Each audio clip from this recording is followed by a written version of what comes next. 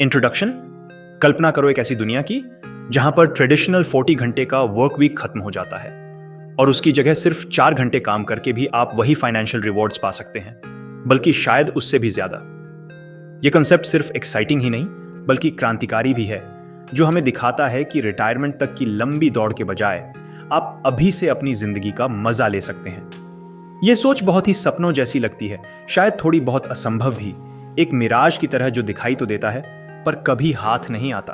आप सोच रहे होंगे अच्छा है पर शायद मेरे लिए नहीं, मगर मैं आपको एक ऐसे नैरेटिव से रूबरू करवाना चाहता हूं जो इस सपने को काल्पनिक दुनिया से निकालकर वास्तविकता में बदल देता है। टिम फेरिस के अनुसार यह सिर्फ एक काल्पनिक कहानी नहीं है। उनका कहना है कि एक कॉन्क्रीट एक्सेसिबल फॉर्मूला है जो इस सपने को किसी भी व्यक्ति के लिए, आपके लिए भी साकार कर सकता है।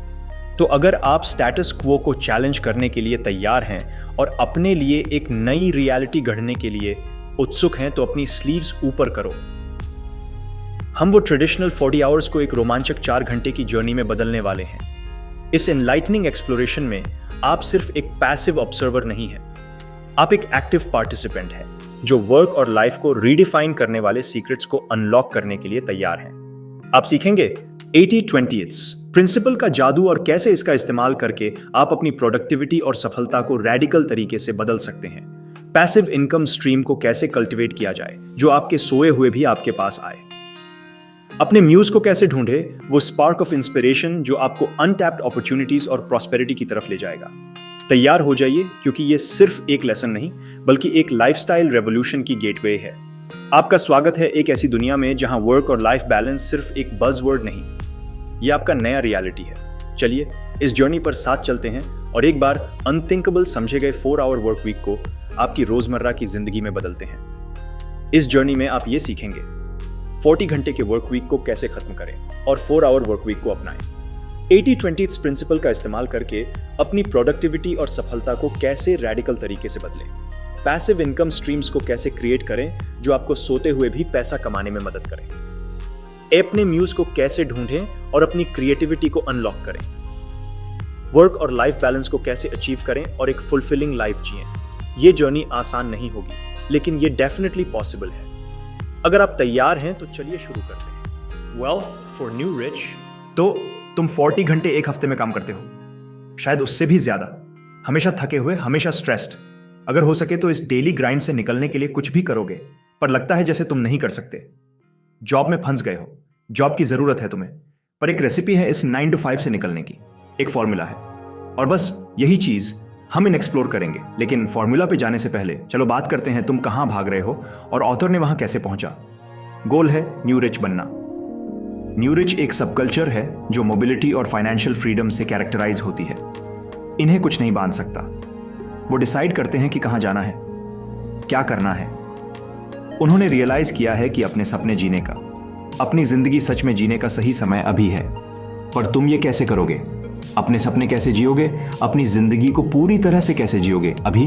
तो यहां पे न्यू रिच ने जो एक और चीज रियलाइज की है। बेसिक में तुम्हें इसके लिए सिर्फ 2 चीजें चाहिए, ज्यादा फ्रीडम और ज्यादा फ्री टाइम।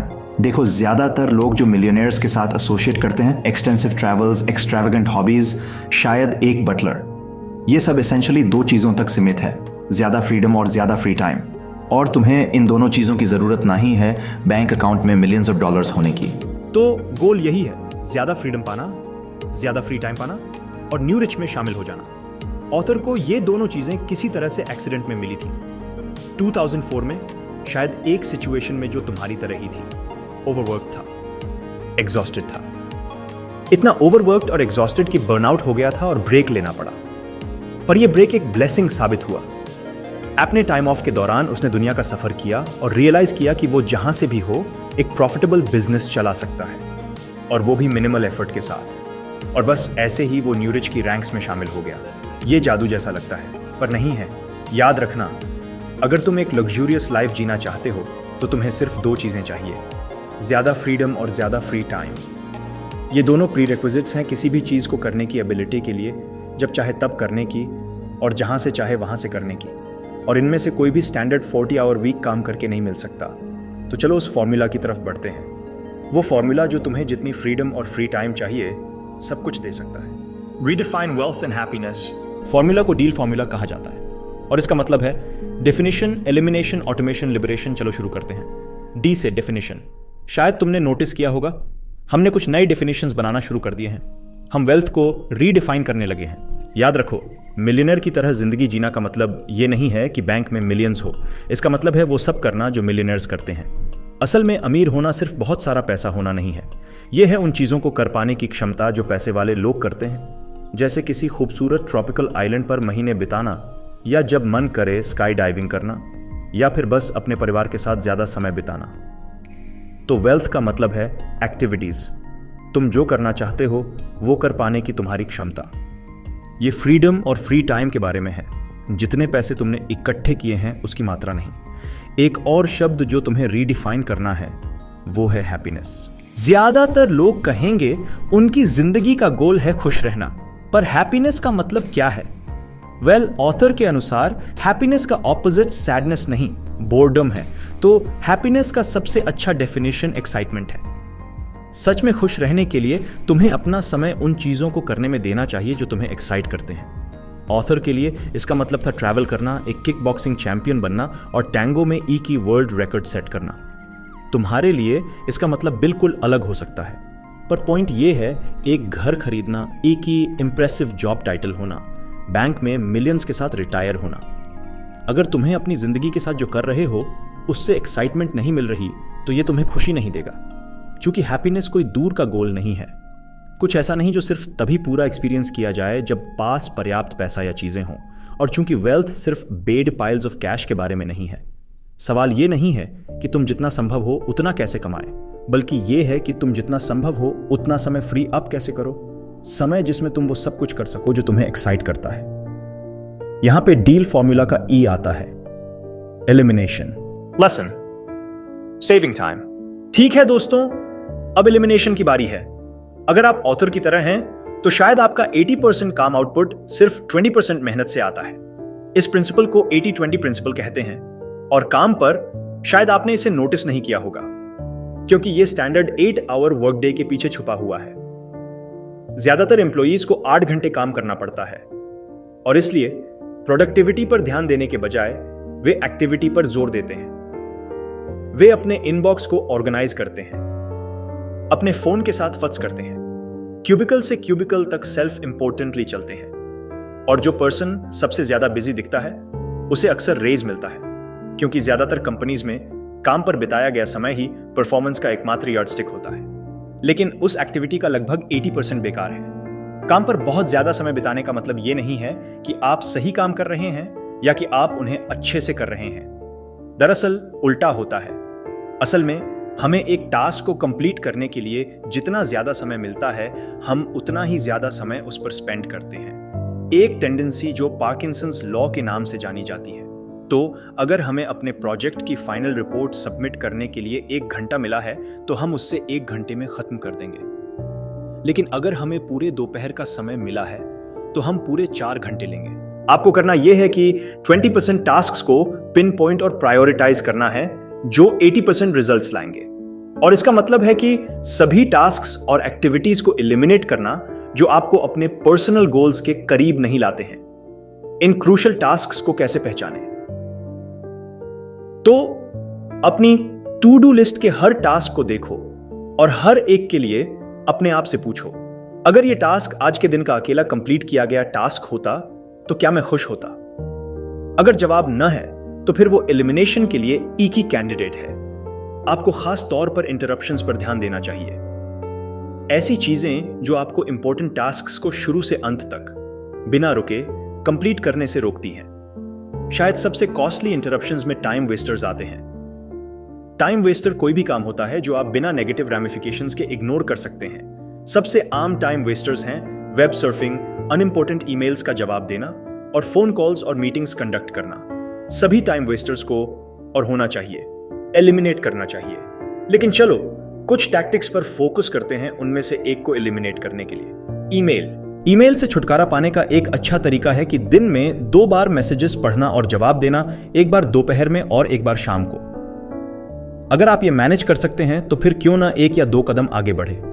देखते हैं क्या आप ईमेल से सिर्फ एक बार दिन में या सिर्फ एक बार हफ्ते में डील कर सकते हैं। जब आप ये करते हैं तो अपने दोस्तों, परिवार और साथियों को लूप में रखें। आप इसके लिए एक ऑटो रिस्पॉन्स सेटअप कर सकते हैं जो समझाए कि आप ईमेल पर बिताए समय को लिमिट कर रहे हैं ताकि उनकी बेटर सर्व कर सके और जवाब देने में थोड़ा समय लग सकता है। आपके आसपास के लोग अडेप्ट हो जाएंगे और सीख जाएंगे कि ज्यादातर मैसेजेस आपके ईमेल इनबॉक्स या वॉइसमेल में वेट कर सकते हैं जब तक आप वाकई इंपॉर्टेंट चीजों पर ध्यान देते हैं। अगर कोई रिक्वेस्ट सच में अर्जेंट है तो लोग हमेशा आपको कॉल कर सकते हैं या फेस टू फेस बात करने के लिए आपको अलग ले जा सकते हैं। अपने इनबॉक्स में कई छोटी क्वेरीज और टास्क्स को अक्यूमुलेट होने देकर आप एक साथ उन सभी का डील कर सकते हैं जो आपका समय बचाएगा और आपको उन इंटरप्शन से मुक्त करेगा जो ज्यादा इंपॉर्टेंट काम में इंटरफियर करते हैं। ये सारे पॉइंटर्स आपकी प्रोडक्टिविटी में सिग्निफिकेंट इंप्रूवमेंट लाएंगे, लेकिन ये साफ साफ एक 4 घंटे का वर्क वीक नहीं बनाते। अगर आप चाहते हैं कि आपका डेली रूटीन रिमोट आइलैंड पर हैमॉक में लाउंजिंग इंक्लूड करे, कॉकटेल हाथ में, तो आपको अपने काम के लोकेशन से खुद को मुक्त करना होगा। और यही हम अगले lesson, job employee can be new rich. तो तुमने अपने वर्क लाइफ में डील फॉर्मूला का आधा हिस्सा लागू कर लिया है। तुमने अपने गोल्स को डिफाइन किया है, धन का गोल बदलकर ज्यादा फ्रीडम और ज्यादा फ्री टाइम का गोल बनाया है और खुशी के गोल को एक्साइटमेंट का गोल बनाया है। और तुमने कुछ टाइम कंज्यूमिंग एक्टिविटीज को एलिमिनेट किया है अपनी ईमेल आदतों से शुरुआत करते हुए। लेकिन अगर तुम एक एम्प्लॉई हो तो सीधे ऑटोमेशन पर नहीं जा सकते। एम्प्लॉइज को पहले ऑफिस से खुद को मुक्त करना होगा, इसलिए फॉर्मूला DLA फॉर्मूला बन जाता है डील फॉर्मूला के बजाय। तो अगर तुम एम्प्लॉई नहीं हो तो गेस व्हाट, तुम इस पार्ट को स्किप कर सकते हो। ओके एम्प्लॉइज, यहां है ऑफिस से खुद को कैसे मुक्त किया जाए। अब जब तुमने अपने गोल्स को डिफाइन कर लिया है और सभी इंटरप्शंस को एलिमिनेट कर दिया है, तुम बहुत ज्यादा प्रोडक्टिव हो गए हो। शायद इतना कि तुम 10 घंटे में वो काम कर सकते हो जो तुम्हारे साथ काम करने वाले 40 घंटे में करते हैं। लेकिन याद रखना, ज्यादातर वर्क प्लेसेस एक्टिविटी को बढ़ावा देते हैं, न कि प्रोडक्टिविटी को। मतलब चाहे तुम्हें अपना काम कंप्लीट करने में कितना भी कम समय लगे, तुम्हें हमेशा 40 घंटे पर वीक डालने पड़े देंगे। हाल है ऑफिस से बच निकलना, इससे तुम कम काम कर पाओगे। ये तुम्हें कहीं से भी काम करने की सुविधा देगा। तो तुम ये कैसे करोगे? ऑफिस से कैसे गायब हो? यहां है 5 स्टेप्स जिन्हें तुम्हें फॉलो करना होगा। 1. कंपनी के लिए अपनी वैल्यू बढ़ाओ। 2. रिमोट वर्क करते हुए आउटपुट में वृद्धि साबित करो। 3. बिजनेस बेनिफिट को क्वांटिफाई करो। 4. ट्रायल पीरियड का प्रस्ताव करो। 5. रिमोट वर्क करने का समय बढ़ाओ। प्रैक्टिस में यह कैसे काम करता है देखने के लिए मिलते हैं शरवुड से, एक आदमी जो अपने साइड बिजनेस ईबे पर सेलर शर्ट्स बेचने को ज्यादा समय देना चाहता है। यहां है कैसे उसने ऑफिस से गायब हुआ। पहले वो अपने आप को अनिवार्य बनाता है। वो अपने बॉस से एडिशनल ट्रेनिंग लेने की बात करता है जो उसे कंपनी के क्लाइंट्स को बेहतर सर्व करने में मदद करेगी। उसका गोल है अपनी एम्प्लॉयर के लिए अपनी वैल्यू बढ़ाना। जितना ज्यादा वैल्यूएबल वो होगा, उतना ही अधिक संभव है कि वो उससे लिबर्टीज लेने दे, जैसे कि घर से काम करना। इसी बीच वो एक छोटा टेस्ट करता है। वो ट्यूसडे और वेंसडे को बीमार होने का बहाना बनाता है और कहता है कि वो घर से काम करेगा। वो इन दिनों को इसलिए चुनता है ताकि ये एक लॉन्ग वीकेंड के लिए बहाना ना लगे और साथ ही वो अपनी प्रोडक्टिविटी का टेस्ट कर सके बिना वीकेंड के कैरेट के 2 दिन की छुट्टी के प्रॉमिस के बिना। इन दिनों वो क्वांटिफाइबल रिकॉर्ड्स और ईमेल ट्रेल के साथ कितना काम करता है इसका ट्रैक रखता है और जानबूझकर अपना वर्क आउटपुट डबल करता है, जो आसान है क्योंकि ऑफिस से रिलेटेड डिस्ट्रैक्शंस नहीं है। फिर शरवुड एक प्रपोजल बनाता है। प्रपोजल दिखाता है कि उसका घर से काम करना उसके बॉस के लिए कैसे फायदेमंद है और वो ऑफिस के बाहर क्यों ज्यादा प्रोडक्टिव है। नो कम्यूट, कम डिस्ट्रैक्शंस। इस पॉइंट पर वो एक रिवोकेबल ट्रायल पीरियड सजेस्ट करता है। वो 2 हफ्ते तक 1 दिन पर वीक घर से काम करेगा। सजेशन एक्सेप्ट हो जाता है और इन घर पर बिताए गए दिनों पर शरवुड फिर से सुनिश्चित करता है कि उसकी प्रोडक्टिविटी ऑफिस में होने के मुकाबले डबल हो, जो कंपनी के लिए उसका घर से काम करना फायदेमंद होने का और प्रूफ देता है। अब उससे करना बस इतना है कि धीरे धीरे अपने वे डेज को बढ़ाना है जब तक वो हर दिन घर से काम करने लगे। और ये बॉस के देखे गए एडेड प्रोडक्टिविटी को देखते हुए आसान होना चाहिए। उस समय शरवुड इफेक्टिवली कहीं से भी दुनिया में काम कर सकता है। Lesson, auto pilot, your business. तो यह है डील फॉर्मूला के ए यानी ऑटोमेशन के बारे में बात करने का समय। ऑटोमेशन बहुत जरूरी है अगर आप चाहते हैं कि आप जो समय काम में लगाते हैं उससे आपकी इनकम अलग कर दो। दुनिया में कहीं से भी मेंटेन की जा सकने वाली ऑटोमेटेड इनकम सोर्सेज एस्टैब्लिश करके आप आज के न्यू रिच की तरह जो भी जिंदगी जीना चाहते हैं वो जी सकते हैं, क्योंकि आप इनकम जनरेट करेंगे बिना अपना सारा समय काम में बिताए। तो अगर आप एक ऑटोमेटेड रेवेन्यू स्ट्रीम एस्टैब्लिश करना चाहते हैं तो आपको ऐसा बिजनेस क्रिएट करना होगा जो आपके किसी एफर्ट के बिना चले, मतलब बेसिकली खुद से चले। तो अपने प्रोडक्ट की डिस्ट्रीब्यूशन पर्सनली मैनेज करने के बजाय आप एक ऐसी कंपनी के साथ पार्टनरशिप कर सकते हैं जो डिस्ट्रीब्यूशन हैंडल कर सके और एक एजेंसी को हायर कर सकते हैं अपनी वेबसाइट मेंटेन करने के लिए। इस सेटअप में आपका पर्सनली कोई बीरियडा रोल नहीं होना चाहिए। आपको बस अपने सर्विस प्रोवाइडर्स के रिपोर्ट्स पढ़ने चाहिए और जरूरत पड़ने पर ही, सिर्फ जब जरूरत हो तभी इंटरवीन करना चाहिए। तो आप कैसे सुनिश्चित करते हैं कि आपकी अनुपस्थिति में काम स्मूथली चले? पहला, सभी इन्वॉल्व्ड को एक दूसरे के साथ स्वतंत्र रूप से कम्युनिकेट करने की फ्रीडम होनी चाहिए। आपको कोई भी मैसेज रिले नहीं करना चाहिए। दूसरा, आपको अपने सौंपे गए टास्क्स के लिए जितना हो सके उतना जिम्मेदारी उन लोगों को देनी चाहिए। इस तरह लोग अपनी समस्याओं को आपके इनपुट या अप्रूवल के बिना सॉल्व कर सकते हैं, जो आपको बहुत समय बचाएगा और आपको कहीं ज्यादा फ्रीडम देगा। लेकिन असल में यह सारा काम कौन करेगा? एक विकल्प है वर्चुअल असिस्टेंट्स को हायर करना। आप कनाडा, इंडिया, पोलैंड कहीं से भी वर्चुअल असिस्टेंट्स को कॉन्ट्रैक्ट कर सकते हैं। जब तक व्यक्ति के पास जरूरी स्किल्स हैं, उनका स्थान ज्यादा मायने नहीं रखता। ऑथर के अनुभव के अनुसार इंडिया से वर्चुअल असिस्टेंट्स बहुत सस्ते मिलते हैं और अक्सर वे इंग्लिश स्पीकिंग वेस्ट के उनके काउंटर पार्ट्स से उतने ही अच्छे, अगर नहीं तो बेहतर होते हैं। फिर भी अगर आप कॉस्ट के बारे में चिंता कर रहे हैं तो याद रखना कि आप जो समय बचा रहे हैं उसकी वैल्यू को फैक्टर इन करना। मान लो आप अभी $25 प्रति घंटा कमाते हैं और एक सूटेबल असिस्टेंट की कॉस्ट $30 प्रति घंटा है। इसका मतलब है कि हर घंटा काम जो असिस्टेंट संभालता है उसका आपके लिए असली कॉस्ट सिर्फ $5 है। दूसरे शब्दों में आप पूरा एक फ्राइडे सिर्फ $40 की कॉस्ट पर ऑफ ले सकते हैं। एक सूटेबल वर्चुअल असिस्टेंट ढूंढना ज्यादातर ट्रायल और एरर का मामला है, इसलिए दूसरे लोगों के अनुभव के बारे में पूछना सुनिश्चित करें। और अगर आपका पहला असिस्टेंट परफेक्ट फिट नहीं भी हो तो निराश नहीं होना। आइडियल वर्चुअल असिस्टेंट्स एग्जिस्ट करते हैं और उन्हें ढूंढना पूरी तरह से मेहनत के लायक है। Lesson: You need automated income. बिल्कुल, अगर तुम एक ऑटोमेटेड इनकम स्ट्रीम क्रिएट करना चाहते हो और उसे सपोर्ट करने के लिए एक आर्किटेक्चर बनाना चाहते हो तो तुम्हारे पास बेचने के लिए एक प्रोडक्ट होना चाहिए। यह कोई एग्जिस्टिंग प्रोडक्ट हो सकता है जिसे तुम रीडिस्ट्रीब्यूट करने का फैसला करते हो, जैसे शर्वुड ने अपने सेलर शर्ट्स के साथ किया। इस अप्रोच का एक ही मसला है कि एग्जिस्टिंग प्रोडक्ट को रीसेल करना छोटी प्रॉफिट मार्जिन्स के साथ आता है। इसलिए अपना खुद का प्रोडक्ट डिजाइन करना बेहतर है, कुछ ऐसा जो तुम्हें मिनिमल एफर्ट से ज्यादा पैसे लाए। लेकिन तुम ये कैसे करोगे? तो शुरुआत करने का बेस्ट तरीका है मार्केट्स को देखना जिनमें तुम सबसे ज्यादा परिचित हो और अपने फाइंडिंग्स के आधार पर प्रोडक्ट आइडियाज का ब्रेनस्टॉर्म करना। तुम्हारे बिजनेस को एक क्लासिक स्टार्टअप से अलग दिखाने के लिए जो तुम बना नहीं रहे हो। चलो, तुम्हारे बेस्ट आइडिया को तुम्हारा म्यूज कहते हैं, एक स्टार्टअप की तरह। तुम्हारा म्यूज तुम्हारे द्वारा चलाया नहीं जाना चाहिए। आखिरकार तुम सच में एक एंटरप्रेन्योर बनना नहीं चाहते, क्योंकि तुम अपना सारा समय स्ट्रैटेजी, मीटिंग्स, लीडरशिप और मैनेजमेंट में नहीं बिताना चाहते। तुम एक ऑटोमेटेड रेवेन्यू स्ट्रीम सेटअप करने की कोशिश कर रहे हो। म्यूज को ढूंढने का बेस्ट प्लेस एक ऐसे नीश में है जो शुरुआत करने के लिए तुम्हें ज्यादा समय या पैसे का इन्वेस्टमेंट नहीं मांगता। शर्वुड का आइडिया इसका एक उदाहरण है। बिना किसी पैसा लगाए उसने ये पता लगाया कि वो सेलर शर्ट्स को प्रॉफिट पर रीसेल कर सकता है। या ले लो ऑथर को, जिसने 2001 में dietary supplement brain quicken registered trademark के लिए एक इंटरनेट कंपनी शुरू की और मिनिमल समय इन्वेस्टमेंट के साथ एक फॉर्च्यून बनाया। एक प्रैक्टिकल नोट पर कोई फर्क नहीं पड़ता तुम्हारा म्यूज कैसा दिखता है, यह जरूरी है कि तुम कंपटीशन को आउट परफॉर्म करो और प्रोस्पेक्टिव कस्टमर्स को यह दिखाओ कि तुमसे खरीदना बेस्ट ऑप्शन है।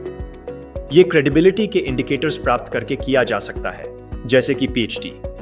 या अगर ग्रेड स्कूल से गुजरने का समय नहीं है तो तुम अपनी एक्सपर्टाइज को दूसरे तरीकों से एस्टैब्लिश कर सकते हो।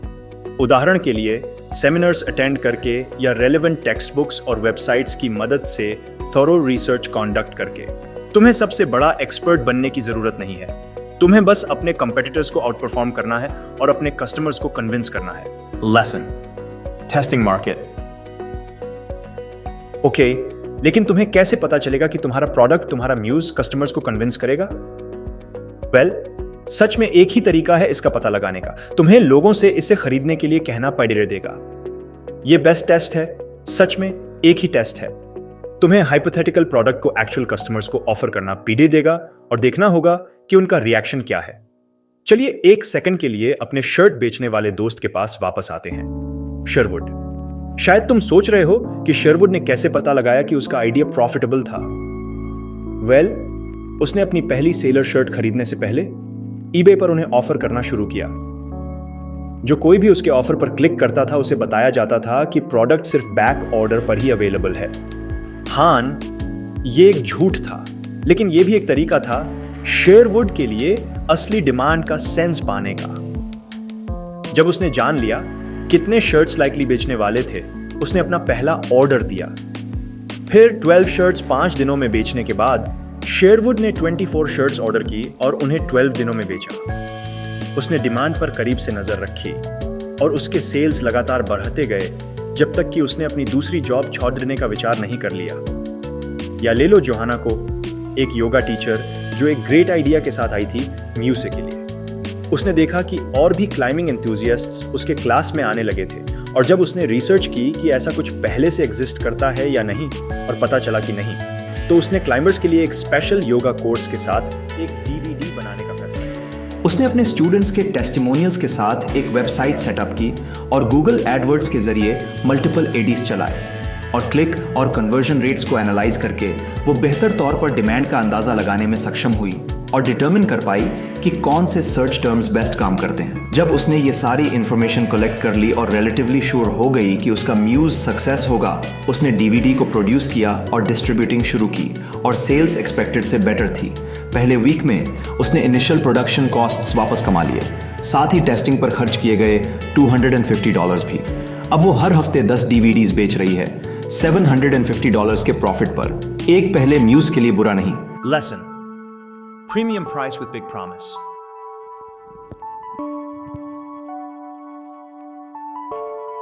तो चलो मान लेते हैं कि तुम शेरवुड और जोहाना के नक्शे कदम पर चलते हो और कंफर्म करते हो कि तुम्हारे प्रोडक्ट के लिए डिमांड है। ये बहुत बढ़िया है, लेकिन जब तुम इसे डिजाइन कर रहे हो तो कुछ बातें याद रखना जो इसे सक्सेसफुल बनाने में मदद करेंगी। पहली, तुम्हें अपने प्रोडक्ट के पर्पस को एक सेंटेंस में समराइज कर पाना चाहिए।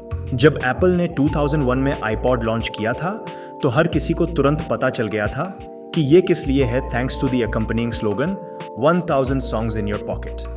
दूसरी, तुम्हें अपने कस्टमर्स के लिए प्रोडक्ट को खरीदना जितना संभव हो उतना आसान बना देना चाहिए। उन्हें टन ऑफ ऑप्शंस में से चूज करने के लिए मत छोड़ो। जितने ज्यादा कलर्स और डिजाइन्स के बीच तुम्हारे कस्टमर्स को चूज करना पड़ेगा, उतना ही ज्यादा संभव है कि वो तुम्हारा प्रोडक्ट ना खरीदें, क्योंकि सब ऑप्शंस का कंपैरिजन करना एग्जॉस्टिंग है। तीसरी, सही कस्टमर्स को अट्रैक्ट करने के लिए तुम्हें अपने प्रोडक्ट को हाई प्राइस पॉइंट पर रखना चाहिए, कहीं $50 से $200 के बीच। ये न सिर्फ तुम्हारे प्रोडक्ट को एक प्रीमियम इमेज देगा, ये तुम्हारे प्रॉफिट मार्जिन्स को भी बढ़ाएगा और कंप्लेंट्स की संभावना को कम करेगा। यहाँ की लॉजिक ये है कि जो कोई इतना पैसा खर्च करने को तैयार है, वो कम संभावना रखता है कि अगर प्रोडक्ट एक्सपेक्टेशंस के मुताबिक नहीं हुआ तो कंप्लेन करेगा। उनके पास पैसे होंगे और वो लॉस के बारे में इतना नहीं सोचेंगे कि फंस बनाए। और आखिरकार तुम्हारा प्रोडक्ट एक बड़ा प्रॉमिस करना चाहिए और उस प्रॉमिस को डिलीवर करना चाहिए। ले लो डोमिनोज पिज्जा को, जो वादा करता है 30 मिनट या उससे कम में डिलीवरी, अगर नहीं तो तुम्हारा पिज्जा फ्री। बड़ा वादा और कंसिस्टेंट डिलीवरी। या ले लो ऑथर का प्रोडक्ट बॉडी क्विक के लिए किया गया वादा। उसने गारंटी दी कि पहले डोज के 60 मिनट्स के अंदर ये 110% गारंटीड काम करेगा, जिसका मतलब था कि अगर तुम्हें अपने पहले डोज लेने के 1 घंटे बाद रिजल्ट्स नहीं दिखते तो वो प्रोडक्ट प्राइस रिफंड करेगा और उस प्राइस का 10% का चेक भेजेगा। ऐसे बोल्ड प्रॉमिसेस तुम्हारे कस्टमर्स को ये दिखाते हैं कि तुम अपने प्रोडक्ट के प्रति कितने सीरियस हो और उन्हें परचेस करने के लिए जरूरी एडेड कॉन्फिडेंस देते हैं। कंक्लूजन: इस किताब का मुख्य संदेश यही है कि पूरे जीवन दफ्तर में काम करने और रिटायर होने का इंतजार करने के बजाय आपको न्यू रिच जनों में शामिल हो जाना चाहिए और आज ही जिंदगी का मजा लेना शुरू कर देना चाहिए। सबसे पहले कुछ चीजों को फिर से परिभाषित करके शुरुआत करें, फिर अपने प्रयासों को उन 20% कार्यों पर लगाएं जो सबसे अधिक प्रभाव डालते हैं। इसके बाद यह दिखाकर कि आप घर पर काम करने में ज्यादा प्रभावी हैं, अपने आप को दफ्तर से मुक्त करें और लगातार अपने इनबॉक्स को चेक करने की आदत को खत्म करें। अंत में न्यूज़ की पहचान करके और उनका परीक्षण करके अपनी आय को स्वचालित करें। इन आदतों को अपनाकर आप अपनी मनचाही जीवन शैली की ओर अच्छी तरह से आगे बढ़ेंगे। वीडियो देखने के लिए बहुत बहुत धन्यवाद। अगर आपको ये वीडियो पसंद आया है तो कृपया बुक बाइट्स चैनल को सब्सक्राइब करें। ऐसे और अद्भुत वीडियो के लिए हमारे साथ बने रहिए। आपका सपोर्ट हमें और भी बेहतर कंटेंट बनाने में मदद करता है। धन्यवाद। यह जानकर बहुत खुशी हुई कि आपको यह वीडियो पसंद आया। बुक बाइट्स चैनल को सब्सक्राइब करने के लिए धन्यवाद। हम आपके लिए और भी बेहतर कंटेंट बनाने का प्रयास करते रहेंगे। यहाँ कुछ और वीडियो दिए गए हैं जो आपको पसंद आ सकते हैं।